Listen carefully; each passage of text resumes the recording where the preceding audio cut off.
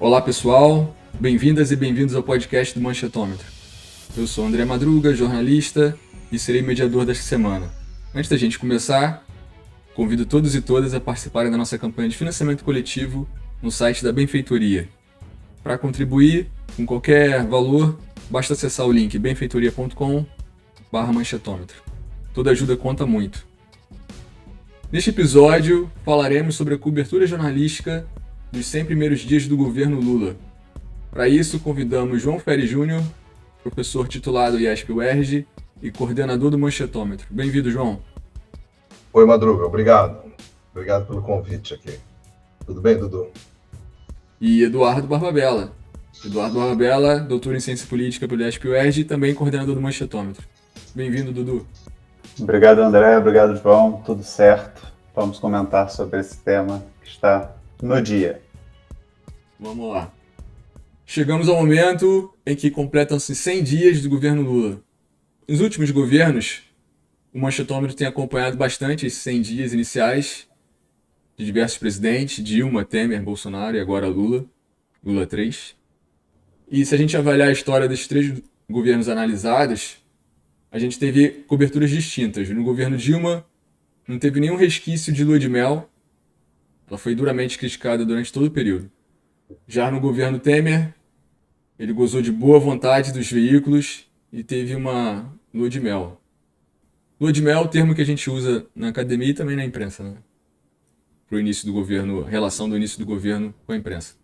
Por fim, o governo Bolsonaro teve uma cobertura única.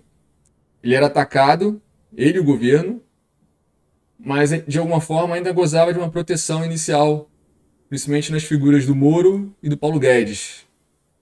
João, começando com você, dá para dizer que o governo Lula está sofrendo o mesmo mal do governo Bolsonaro? O Lula é atacado, e o governo dele também, enquanto o ministro da Economia é de alguma forma protegido, no caso agora o Haddad. Então, Madruga, eu acho o seguinte, primeiro, essa coisa de 100 dias é uma convenção meio besta, porque é uma coisa importada, para variar mais uma coisa importada dos Estados Unidos que não é muito boa. Tem umas coisas que são importadas dos Estados Unidos que são legais, outras não são tanto, outras são bem ruins. Essa coisa dos 100 dias, essa é um pouco uma ideia que tem nos Estados Unidos e que a academia americana ajudou a meio que consolidar, de que os 100 dias seria uma marca para você fazer um diagnóstico do novo governo, tal, e que a lua de mel duraria 100 dias. A lua de mel seria um arrego, seria uma trégua que tanto a oposição quanto os órgãos de imprensa dão para o presidente eleito, né? Então, agora não existe razão nenhuma para você imaginar que 100 dias feche qualquer tipo de unidade, né? Sim, é uma coisa totalmente arbitrária a quantidade de dias. Então, assim, vamos primeiro assim relativizar o que isso quer dizer. Bom, dado isso, a gente pode escolher qualquer número de dias e comparar o tratamento que os diferentes presidentes receberam da imprensa durante esse período, né? O período que a gente convencionar. Eu acho que se pegar 100 dias como agora e comparar com Dilma Rousseff, a gente já mostrou vários trabalhos do Manchetômetro. A Dilma começou a apanhar assim no dia da posse, até antes da posse, durante a campanha já apanhava da mídia de uma maneira desproporcional. A cobertura intensamente negativa da Dilma era um massacre. Então não teve lua de mel nenhuma, como você sugeriu, você disse isso, né? A cobertura em relação a Dilma foi o primeiro mandato dela ou o início do segundo? Segundo. Né? Estamos falando do segundo, Dilma 2, O Temer, pelo contrário, teve uma lua de mel que demorou quase um ano, não é 100 dias. A lua de mel do Temer é assim, e até hoje continua assim, os órgãos de imprensa, né, os jornalões e tal, são meio que viúvas da lua de mel do Temer, porque assim, ficam louvando o governo Temer por conquistas que eles atribuem ao governo Temer, que são geralmente conquistas, eu acho, que vão contra o interesse do povo brasileiro, né? De uma forma por eles terem sido patrocinadores do Temer, né? Eles patrocinaram, claro, então. A lua de mel deles é uma coisa super ativa, eles bancaram, porque o Temer tinha uma agenda super fiscalista, de privatizações, de diminuição do gasto público. Então é isso, e hoje eles voltaram a esse modo agora, né? de, né, reclamar, falar vira e mexe dessas coisas. Puxa, como era bom na época do Temer, porque o Temer, apesar de ter ganhado o poder de maneira sem ser eleito pelo povo brasileiro, e o projeto político do Temer não foi eleito pelo povo brasileiro, não é verdade? O povo brasileiro Não foi aprovado nas urnas. não foi o projeto do Temer não foi aprovado nas urnas. Foi, nesse sentido, foi um golpe. É indubitável o fato de que o projeto político votado foi expelido do Planalto e o projeto adotado pelo cara pelo político que substituiu a presidente, é um projeto que não passou pelo crivo das urnas. E é isso que a mídia sente falta. Aí, em relação ao Bolsonaro, para você ver como é coerente isso, é isso que você falou mesmo. Né? Nossos estudos também mostram isso. Que o Bolsonaro sempre teve um tratamento bastante negativo por parte da imprensa, dos grandes jornais, né? Falando aí de Globo, Estado de São Paulo, Folha de São Paulo.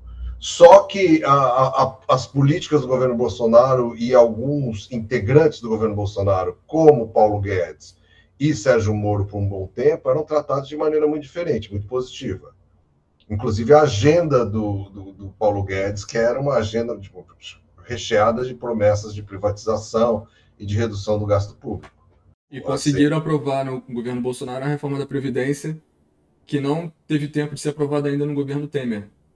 Exato. Mas é o mesmo projeto. Foi uma continuidade. O Temer é a reforma trabalhista. Né? Isso.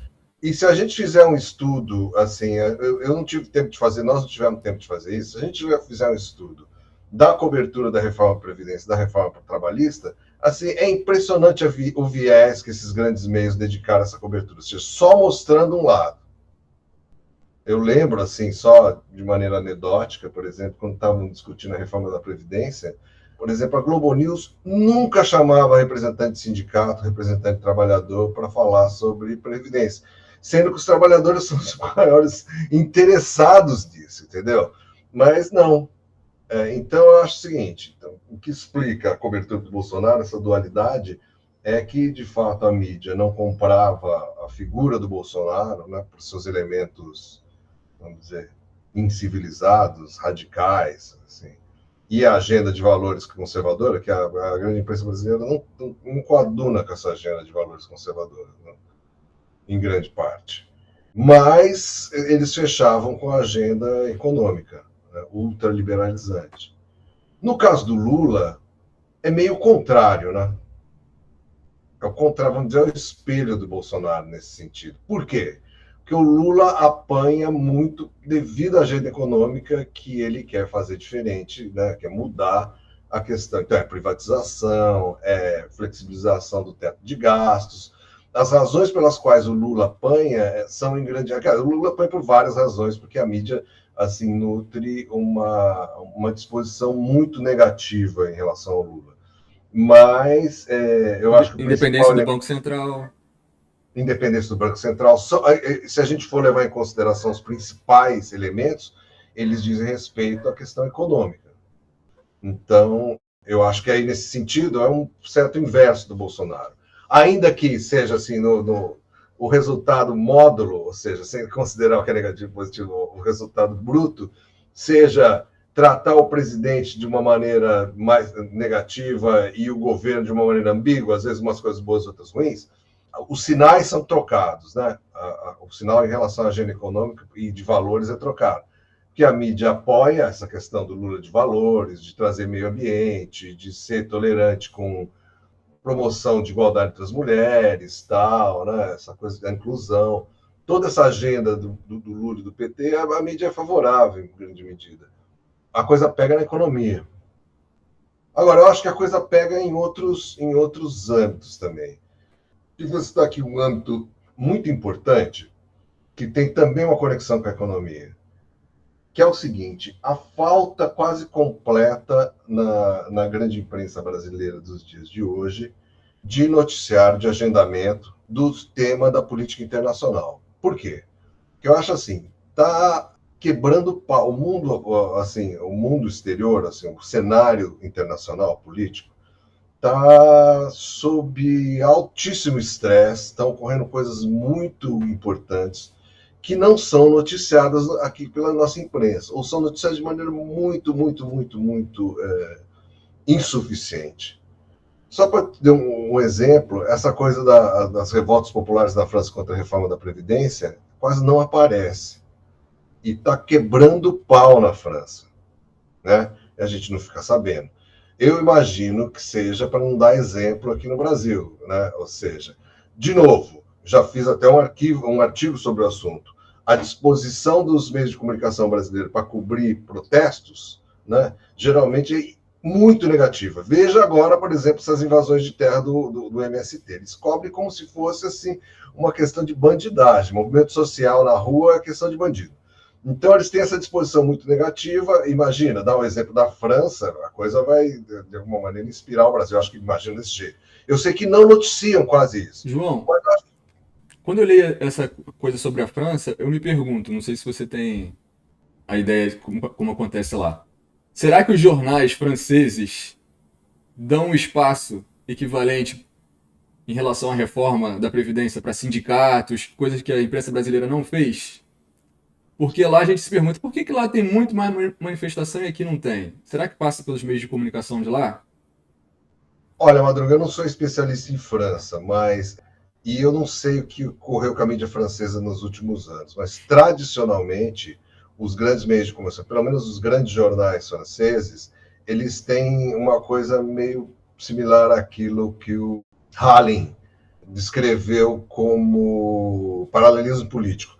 Ou seja, existe um certo distribuição de meios de comunicação no espectro político. Então, por exemplo, Le Figaro é direito, Le Monde é centro, aí acho que tem um jornal que é mais à esquerda. Então, varia de cada um dos jornais, entendeu? Tem um pluralismo político, sempre o sistema francês sempre foi marcado por pluralismo político muito maior que o brasileiro. Muito maior. Eu não sei se continua assim com as mudanças mais recentes na comunicação, né? Mas essa é a tradição lá. Assim como em outros países da Europa também. Ou seja, tem canais de informação diferentes que são segmentados assim de acordo com a ideologia, entendeu? Sim. Imagino que as TVs também sejam mais Sim, abertas. é. Mas aí você estava falando... Então, eu acho o seguinte, existe uma questão ainda que eu acho mais importante que essa pontual da França, que é o que está sendo chamado aí de nova Guerra Fria, que é um conflito estratégico, geopolítico mundial que envolve Estados Unidos e China como principais agentes aí, e a Rússia como principal, vamos dizer, agente secundário. Está ocorrendo muito, ou seja, essa viagem do Lula tem que ser compreendida, por exemplo, dentro desse cenário de enorme tensão entre China e Estados Unidos, na qual está em jogo não só uma escalada militar, né? Essa é até menos importante, mas uma guerra econômica de posições, dentro da qual, dessa guerra econômica de posições, uma das principais medidas é um deslocamento do dólar como meio de troca de transações internacionais. Então, os chineses estão trabalhando ativamente para fazer acordos com outros países, para acordos comerciais, países com que eles têm assim muito comércio, como é o caso do Brasil e vários outros países do mundo, de não precisar do dólar para fazer essas transações, ou seja, escolherem outros meios alternativos. Onde está o banco dos BRICS? Os BRICS estão sofrendo agora um influxo muito grande, uma nova energia, né? E trazendo mais países para os BRICS virarem mesmo, essa instituição virar algo como uma grande, vamos dizer, aliança dos países em desenvolvimento para meio fazer frente a esse mundo unipolar produzido pelos Estados Unidos depois da queda do Muro de Berlim, né? Então, isso, e assim, o Joe Biden e os Estados Unidos estão malucos, né? Estão, assim, muito preocupados com isso e não sabem muito o que fazer. A guerra da Ucrânia, por exemplo, precisa ser entendida um pouco dentro desse cenário. Um pouco, não muito, na verdade. Então, a mídia brasileira não noticia isso, quase nada, não vejo artigos sobre isso, as pessoas discutindo seriamente. E sabe por quê? Uma das razões, eu acho, que a gente precisa discutir isso, é porque é o seguinte, o cenário não é completamente dissimilar ao que ocorreu antes da Segunda Guerra Mundial com o Getúlio, né? Quando o Getúlio conseguiu, finalmente, a transferência da tecnologia da produção de aço para o Brasil, jogando um papel de meio campo entre as duas potências, que na época era a Alemanha nazista e os Estados Unidos. Então, assim, está na hora do Brasil ser esperto do ponto de vista. Eu acho que o Lula é o cara indicado para isso, que é o único cara que tem uma política internacional independente, política externa independente, e que consegue enxergar isso, né? Está na hora do Brasil jogar esse papel e tentar estrategicamente recolocar o país no sistema produtivo internacional. Mas, para isso, o que acontece? O país precisa de capacidade estatal, precisa de coordenação, né, do sistema econômico brasileiro. Para isso, precisa de capacidade estatal. E o neoliberalismo é sistematicamente uma ideologia, uma agenda que retira a capacidade estatal, concorda? Então, assim, o presidente não pode influir no Banco Central, o presidente tem que diminuir o gasto público. Arcabouço fiscal. Essa questão tem que privatizar, é tudo transferir. O Banco Central precisa ser independente, ou seja, é transferir o poder de coordenação que o Estado tem da economia para o setor privado. E o setor privado, a gente sabe, está na mão de qualquer o capital internacional, particularmente de muitos interesses americanos aqui no Brasil. Ele prefere investir em juros do que em indústria, por exemplo. Exatamente. Então, assim, agora é o momento do Brasil aumentar sua capacidade estatal para poder fazer uma barganha dentro no cenário internacional. Isso é fundamental nesse momento. E, assim, com as elites que a gente tem, né, como para citar, com essas elites, inclusive elas que estão representadas nos grandes jornais, fica muito difícil, né, porque eles não têm nenhuma perspectiva de realmente nacional, de promover o país, de ganhos concretos para a população, principalmente para a população mais pobre. Assim, eu precisa ver hoje, eu estava assistindo o Globo News agora, assim, fazendo uma avaliação dos 100 dias do Lula, como nós estamos fazendo aqui.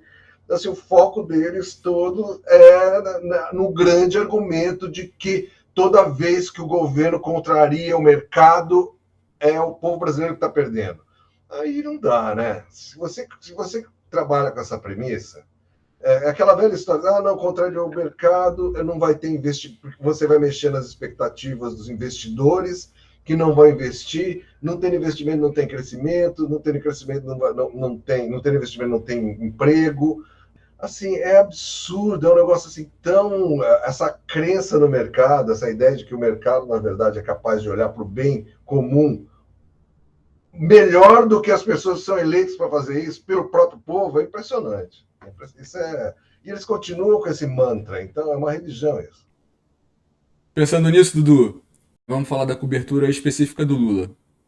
O Lula tem sido muito criticado enquanto presidente e de vez em quando, quase sempre, taxado de populista, principalmente nessa parte econômica, né? Conforme o relatório De Olho na Imprensa, novo relatório semanal do Manchetômetro, a cobertura do presidente tem se mostrado bastante negativa. Então, a gente tem um novo capítulo aí da falsa equivalência entre Lula e Bolsonaro? Pois é, André, acho que pensando um pouquinho, até trazendo um pouco dessa ideia que o João trouxe, que a gente acaba vendo a cobertura do Lula muito parecida com a do Bolsonaro, né, pela questão da mídia se opor, muitas vezes, aos aspectos políticos. Eu acho que a gente tem de novo, né, como a pergunta coloca, a ideia de uma nova falsa equivalência, um novo capítulo da falsa equivalência Lula-Bolsonaro. Desde o início, o Lula ele é taxado como populista, como inapto, como o presidente que não age ou que cria conflitos desnecessários, ou que não resolve os conflitos necessários dentro do seu governo. Ele é bastante criticado e é muito interessante a gente perceber o seguinte: o Lula ele é atribuído a ele um terceiro mandato pela mídia, né? Quando lhe interessa bater, com ele falando, olha, ele é experiente, ele já teve 2 mandatos, e ao mesmo tempo também a eles compete falar que ele é o primeiro mandato, quando também é interessante falar que ele é a primeira vez, por exemplo, quando a gente teve o Datafolha falando sobre a aprovação do Lula, né? E aí coloca-se que ele foi uma das piores aprovações de primeiro mandato. E aí a gente sabe que não é primeiro mandato. Então a mídia brinca muito com a cobertura do Lula exatamente nesse sentido, de utilizar aquilo que lhe é interessante para atacar o Lula. E vai polarizando ele bem parecido com o Bolsonaro, né? Nós tivemos o texto da Folha que elogiava, por exemplo, o bolsonarismo, falando que o bolsonarismo poderia ser uma boa liderança na oposição. Claro que depois eles vieram à tona com um erramos para evitar qualquer tipo de crítica, né? Mas aquilo ali, o estrago já estava feito. A gente tem hoje também uma crítica muito grande do Estadão. O Estadão fala como o Lula tem um governo envelhecido, né? Sempre criticando o Lula por trazer as suas ações dos últimos 2 governos, né, para o atual governo. Então é muito interessante perceber isso, como a mídia tem atacado o Lula por retomar os seus projetos, os seus programas. E eu acho que esse é o último ponto, que eu acho que o ponto mais interessante é a mídia criou uma narrativa de vingança com o Lula. E isso é muito importante para a gente entender alguns pontos, né? Até no final da campanha eleitoral, se não me engano, até no início do governo, o Lula teve uma fala, foi um pouco infeliz, em que ele falava sobre como ele queria, né? Ele desejava o mal para o Sérgio Moro depois de tudo que aconteceu. Como pessoa pública, ele talvez não devesse falar isso, mesmo que a gente entenda tudo que ele sofreu, como o Moro pode ter influenciado na vida dele de forma negativa. Mas quando ele fala isso, o que acontece? Criou-se uma narrativa sobre isso e a mídia começou a tornar público uma narrativa que o Lula seria vingativo ou teria uma atuação de vingança contra Michel Temer e todas as ações de Michel Temer. Então, criou-se uma narrativa de que as desconstruções das ações e das políticas públicas do governo Temer não são feitas por base técnica ou porque não é o que o Brasil elegeu, né? Como o João colocou, o Temer não foi eleito, houve um golpe e principalmente o projeto de governo do Temer não foi eleito. E tudo isso que está sendo desconstruído no governo Lula está sendo desconstruído para a mídia sob um argumento de puramente pirraça e vingança, o que não faz o menor sentido se a gente pensar que, na verdade, o que aconteceu foi esse projeto foi derrotado nas urnas. O Brasil não quer esse projeto. Então, a mídia criou uma narrativa do Lula que nunca existiu, de que o Lula hoje não governa por questões pragmáticas, por propostas, mas por meramente pirraça. Então, eu acho que isso é importante, porque você, de certa forma, você equivale ele ao Bolsonaro quando você fala isso. Porque quando você fala que ele está fazendo pirraça, é mais ou menos como o Bolsonaro, que as narrativas falavam que o Bolsonaro era uma pessoa mimada, que o Bolsonaro era uma pessoa difícil, que ele era uma pessoa um ególatra. Então você tinha toda uma narrativa de que o Bolsonaro não era uma pessoa para aquele perfil. E aí você cria um perfil também para o Lula agora, o Lula é o pirracento. O que, se a gente pensar no primeiro governo, ele era o quê? Ele era o bêbado. Ele era a pessoa que não estudou. E agora ele é o pirracento. Então você vê que as narrativas vão se mudando para tentar colocar ele como a pessoa incapaz. Uma pessoa que não deveria ser o eleito, né? Ou não deveria ser o presidente nesse momento. Vamos lá, para finalizar, ficou claro, pelo que vocês apresentaram, que a gente não teve uma lua de mel durante o governo Lula e há uma tentativa de desgarrar o presidente da agenda econômica. Uma das maiores críticas feitas ao Lula tem sido a falta de uma marca registrada do governo nesses 100 dias. Vocês concordam com essa crítica? Qual seria a marca do Lula nos 100 dias do governo? A gente tem que levar em consideração o seguinte, o governo já começou com aquele negócio da invasão de 8 de janeiro e ele teve que correr atrás disso. E, assim, as nomeações, isso eu vi de perto, as nomeações para os cargos no Planalto começaram a ocorrer só a partir do dia 24 de janeiro. Então, assim, de 100 dias, quase um terço disso foi sequer com gente trabalhando lá. Então, isso é um pouco...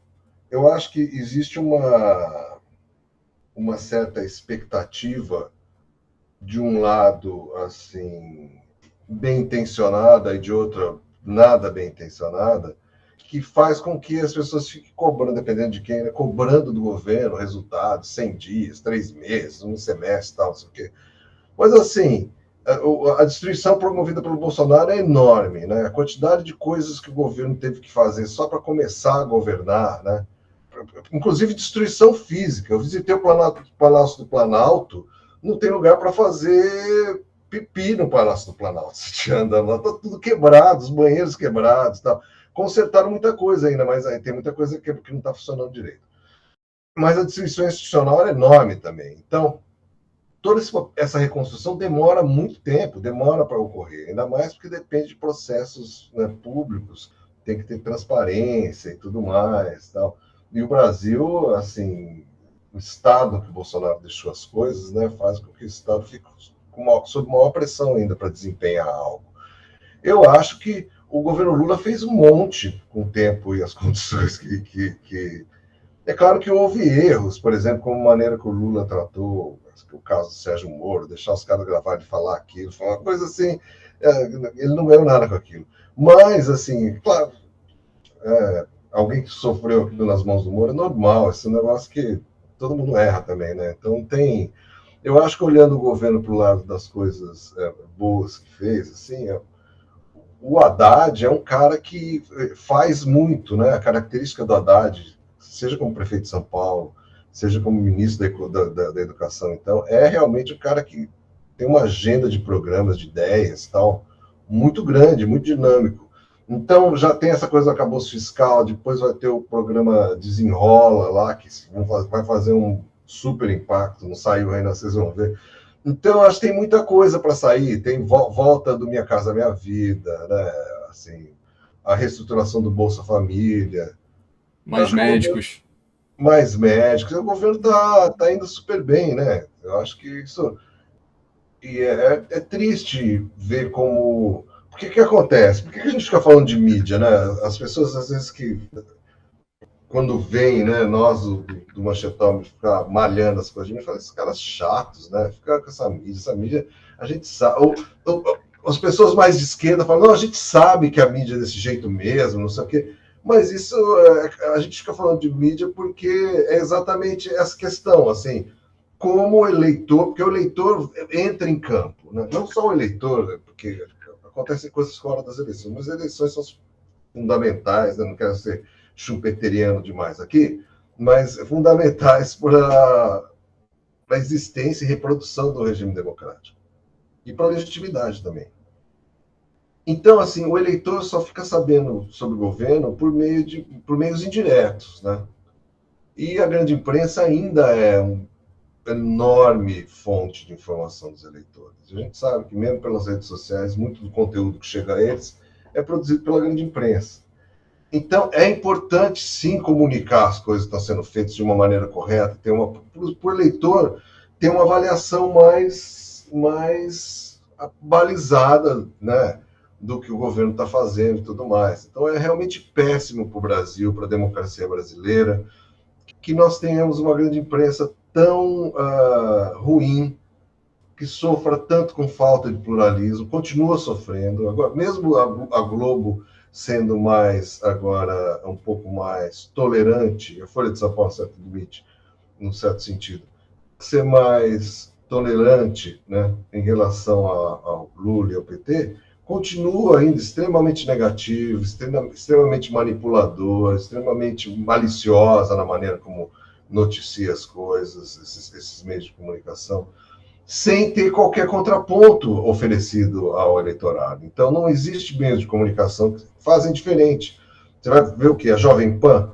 A Jovem Pan é bolsonarista, radical, né? A CNN está cada vez mais bolsonarista, cada vez mais de direita também. Já era, assim, suspeita, resolveu, eu acho que, pra você ter uma ideia, colocou num programa Janaína Pascoal, Hélio Beltrão e o menino Janete lá, para comentar por ele, todos juntos, em coro, né? A primeira coisa que eu vi eles comentar, o programa estreou falando sobre uma invasão do MST de terras devolutas. A Janaína Pascoal falou que o Bolsonaro tinha dado mais posse de terra do que qualquer outro governo no Brasil e que uma das maneiras de resolver isso é armar as pessoas no campo. No qual o Hélio Beltrão concordou e o tal do Janete lá também. Eu vi uma parte que ela relativizou a denúncia ao trabalho escravo, análogo à escravidão. É nesse nível o negócio. Então, assim, ele chamou o Coppola de novo, o tal do Caio Coppola. É isso que a gente está lidando na imprensa brasileira. A imprensa brasileira está ganhando pluralismo, então é assim, é de centro-direita à extrema-direita. Ela está se pluralizando aí, entendeu? Aí fica difícil, né? Se ela já tinha uma disposição de manipulação da opinião pública por meio do enviesamento do noticiário, porra, isso é impressionante, né? Dudu, essa forma da imprensa lidar com o governo do PT, você não acha que acaba casando com a pauta bolsonarista? Tem aquela coisa do bolsonarista, faz o L agora, sempre cobrando, falou que ia ter picanha, cadê a picanha? Já cobrando uma coisa imediata e tal. Não, não acaba casando essa pauta da imprensa com a pauta bolsonarista? Com certeza, André. Eu acho que assim, acho que a sorte do Brasil hoje é que o bolsonarismo está totalmente desarticulado enquanto movimento organizado que era e não consegue aproveitar esse momento, porque é muito evidente esse problema que nós vivemos de uma mídia que muitas vezes joga mais contra do que a favor do que deveria. E aí isso acaba prejudicando. E aí a gente percebe exatamente isso. Por exemplo, nas questões sobre economia que você pontuou, a gente poderia ter um Bolsonaro, por exemplo, muito mais ativo, né? Uma oposição também, para não usar só o bolsonarismo, porque eu acho que o bolsonarismo é a parte ruim dessa oposição, mas se a gente pensasse, por exemplo, numa oposição com o PSDB, né? Apesar do PSDB ter se tornado bem complicado nos últimos anos, ou né, o MDB, a ala que não é favorável ao governo, a gente pode pensar que esses personagens poderiam estar se apropriando desse momento para construir as suas candidaturas. Mas a gente não vê isso. A gente vê realmente quem são as caras do Congresso, quem que aparece. Além dos governistas e do Arthur Lira, principalmente, aparece o Nicolas Ferreira, né, a Carla Zambelli sumiu, o Eduardo Bolsonaro sumiu, agora está só mais preocupado em vender os artigos da loja dele. Então a gente percebe que a extrema-direita, ela, de certa forma, sumiu, muito também porque o Bolsonaro sumiu, né, se a gente pensar nisso. Então, essa cobertura da grande mídia poderia ter sido muito mais perigosa do que foi. Poderia ter realmente prejudicado bastante. Por sorte, não o fez. E aí eu acho que também seria importante, eu queria até pontuar isso, acho que outro ponto importante sobre os 100 dias do Lula, né, foi ele ter conseguido, né, estar conseguindo desconstruir ou destruir esse massacre do povo Yanomami, acho que é importante, e também a atuação no Ministério da Saúde e do Ministério da Gestão. São dois pontos aqui importantes a gente trazer. O Ministério da Saúde, até um dos ministérios que a mídia, de certa forma, está poupando, né, muito pela atuação técnica, então eles sempre reforçam isso, que são os técnicos do Ministério da Saúde, e o Ministério da Saúde está reconstruindo uma terra arrasada, e isso vai ser muito difícil, vai demorar muito tempo, e o Mais Médicos com certeza vai ser importante nisso, e o Ministério da Gestão que está reconstruindo uma carreira pública inteira, né? Então isso é muito importante. E aí eu acho, né, até pensando um pouquinho nesse Ministério da Gestão, que é da ministra Esther Dweck, né, que já participou de programas aqui com a gente, eu acho que é legal a gente pensar nisso. A gente tem o Fernando Haddad, a Simone Tebet e a Esther Dweck, que são três personagens diferentes, e a gente percebe que o Haddad ele acaba sendo a figura mais importante, porque ele é do Ministério da Fazenda, né, e acaba também se destacando mais, mas é a Esther que tem feito o maior movimento. A gente percebe também, principalmente nas redes, que a Esther é a pessoa que tem mais se movimentado nas redes para aparecer e demonstrar o seu trabalho, que é mais importante. E a Simone Tebet está ali fazendo as suas costuras costumeiras mais por baixo do radar da mídia, né? Mas sempre defendida e protegida. Então eu acho que é importante a gente também pensar nisso, como esses sistemas estão movendo, mas eu concordo com o João, acho que 100 dias é arbitrário e a gente já conseguiu muita coisa, né? E sempre importante lembrar, né? Hoje já saíram várias matérias sobre isso, que o governo Lula já tem 1/3 das suas promessas realizadas. Então, se a gente quiser até contabilizar em questões práticas, né, com dados como eles gostam, você tem um governo que já tem mais do que o governo Dilma fez, do que o governo Temer fez, do que o governo Bolsonaro fez percentualmente. Então, em dados não se justifica esse ataque, né, ou principalmente essa má vontade, né, acho que esse é o termo aqui, a má vontade da mídia com o governo Lula no momento. Legal, gente. Obrigado pela participação. Eu que agradeço. Valeu, André, valeu, João, foi ótimo. Um abraço. É isso. Para mais informação, acesse o nosso site manchetômetro.com.br e siga as nossas redes sociais. Se você reconhece que a democratização da mídia é fundamental para a democracia brasileira, apoie a nossa campanha de financiamento coletivo. Junte-se a nós e colabore no link benfeitoria.com/manchetômetro. Obrigado e até o próximo episódio.